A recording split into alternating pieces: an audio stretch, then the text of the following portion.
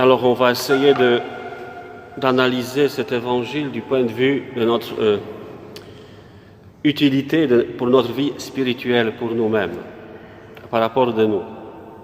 Alors Jésus s'en alla au mont des Oliviers. Ces petites introductions qu'on fait à certains événements dans la Bible ont une très grande importance, c'est-à-dire ce qui se passe après et correspond à ce mont des Oliviers. Je m'explique. Le mont des Oliviers, c'est surtout le lieu où Jésus agonisait. Donc, c'est référence au mystère de la souffrance de Dieu et la souffrance des humains, comme cette femme pécheresse qui était dans la souffrance. Et cette souffrance du Christ l'a sauvée, cette femme adultère. On peut dire même cette agonie dans le mont des Oliviers, c'est-à-dire la prière d'intercession de Jésus, sauve les pécheurs. Et là, il descend, il traverse la vallée des monts des Oliviers, il va au temple. Dans le temple, il enseigne, il enseigne, et les scribes, c'est-à-dire ceux qui normalement enseignent justement, chargés d'enseignement dans le peuple d'Israël, lui amène une femme qu'on avait surprise en situation d'adultère, et bien sûr, ils la mettent au milieu, c'est-à-dire, regardez, c'est un peu de théâtre, n'est-ce pas? Voilà, une femme devant. Et ils disent quoi? Voilà, on l'a surpris en flagrant délit, et comme ce sont les scribes, les connaisseurs de la Bible, ils disent quoi? La loi, Moïse nous a ordonné de lapider ces femmes-là, et toi, que dis-tu? Et j'explique. C'est vrai que dans le livre de Moïse, pour l'adultère, c'est lapidation. Mais ils n'ont pas dit ici que, premièrement, si je ne me trompe pas, l'homme qui fait l'adultère aussi devrait être lapidé. Comprenez? Alors, les coutumes juives ont adouci cette loi, c'est que la femme qui devait être lapidée, et probablement à cette époque de Jésus, ça ne se faisait pas souvent, non plus. C'est probablement parce que ce péché ou cette réalité des femmes pécheresses était tellement répandue qu'on ne bougeait plus, touchait pas à ça. Et il parlait ainsi pour le mettre à l'épreuve, afin de pouvoir l'accuser. Qu'est-ce que ça veut dire cette phrase? Il savait bien que Jésus était ami des pécheurs. Il était ami des pécheurs, sans oublier de souligner que Jésus est ami des pécheurs, mais pas ami du péché. Il faut qu'on sache ça. C'est-à-dire que nous devons aller vers les gens qui ne sont pas bien, pas pour dire, voilà, tout va bien, tu es aimé par Dieu. On va bien sûr dire, il faut dire aux gens, Dieu vous aime. Mais cet amour veut vous libérer et nous libérer de ce qui nous pèse, ce qui nous fait souffrir, et surtout du péché, bien sûr. Et cette accusation, c'est parce que Jésus aimait les pécheurs, il mangeait avec, il prêchait le pardon, donc voilà. Maintenant, disons, canoniquement, juridiquement, au niveau de la loi, Jésus est devant un piège sans issue. Regardez, Jésus n'a pas de choix. Soit il dit, oui, il faut lapider parce que c'est la loi de Moïse, soit non, et là on accuse. C'est des manipulations de gens. Et ces manipulations des gens, surtout des responsables de Jérusalem, c'est-à-dire du Sanhédrin surtout, ça aboutira un jour à accuser Jésus et de le faire mourir. Ça sera un jour efficace, bientôt, la semaine sainte, vendredi saint. Ça va aboutir cette accusation. Là non, ça pas encore. Et voilà, nous avons cette réaction de Jésus. Jésus s'est baissé et du doigt, il écrivait sur la terre. Alors là, c'est une de ces phrases où les biblistes, les spécialistes essayent de comprendre ce que ça veut dire.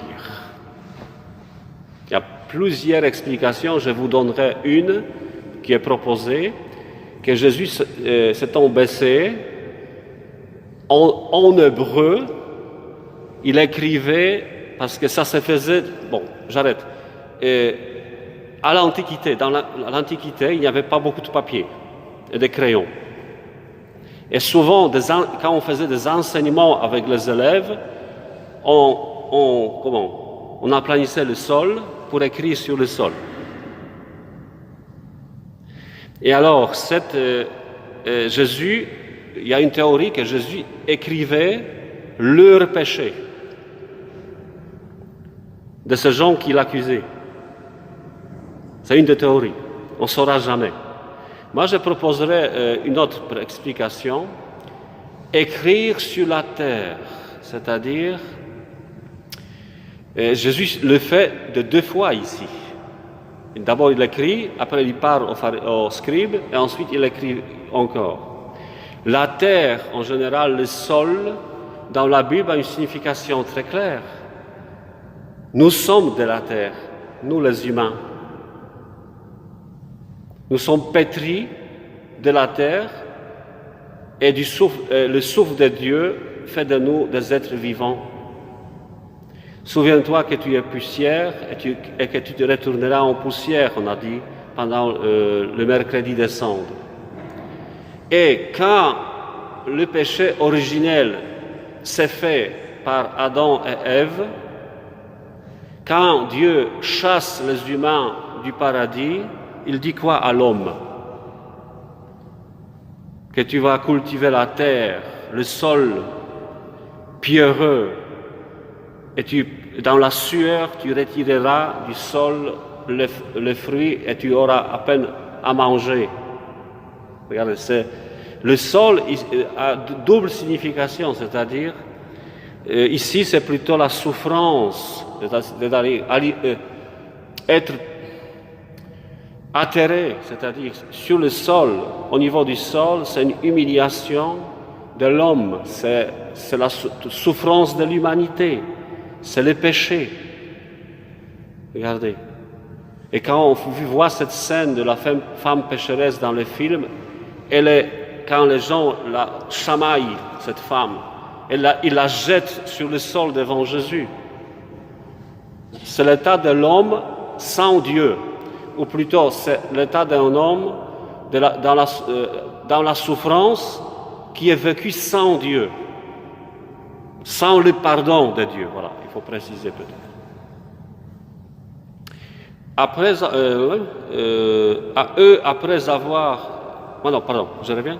Jésus se redresse et dit quoi? Celui d'entre vous qui est sans péché, qu'il soit le premier à lui jeter une pierre. Ça confirme ce que je viens de dire. C'est-à-dire, vous avez accusé cette femme comme une pécheresse, alors que nous tous, au niveau égal, nous sommes des pécheurs. On n'a aucun droit d'accuser les autres. Avant d'accuser les autres, regarde toi-même. Celui qui est d'entre vous qui est sans péché, regarde ton péché. Alors que dans la règle de relation sociale, nous le savons bien. La sociologie le sait. Sociologie, c'est la science qui parle des relations humaines. On trouve toujours un bouc émissaire pour détourner notre attention de nous-mêmes et culpabiliser les autres. C'est dur ce que je dis, mais malheureusement, cette règle sociale, elle est vraie. Et voilà, il se baissa de nouveau et écrivait sur le sol. Eux, après avoir entendu cela, s'en allaient un par un, en commençant par les plus âgés. Et là, félicitations aux plus âgés, ils sont plus sages, ils ont beaucoup plus d'expérience de la vie, et c'est les vieux qui ont compris les premiers ce que Jésus vient de dire. Femmes, où sont-ils? Je finis presque. Femmes, où sont-ils donc? Il n'y a plus personne. Parce que ils ont tous compris qu'ils sont sans péché. Personne n'est à condamner. Regardez cette condamnation, n'est-ce pas? Et dans les relations sociales aussi, ça se fait. Ils condamnent les autres. Personne, Seigneur, répond. Moi non plus. C'est-à-dire que la sentence de Dieu est tombée. Moi non plus. Je ne te condamne pas. C'est la miséricorde de Dieu. Ça s'appelle la miséricorde de Dieu, le pardon des péchés. Mais je reviens à ce que je viens de dire au début. Va et désormais ne pêche plus. Jésus aime cette femme, lui pardonne, mais n'aime pas son péché. Va et désormais ne pêche plus. Et la nouvelle vie pour cette femme commence, et dans la tradition de l'Église, on a identifié cette femme avec Marie-Madeleine. Ce n'est pas tout à fait peut-être vrai, mais dans la tradition, on parle de Marie-Madeleine qui était après toute dévouée avec tout son amour à Jésus, qui apparaît, semble-t-il, en premier lieu à elle après sa résurrection.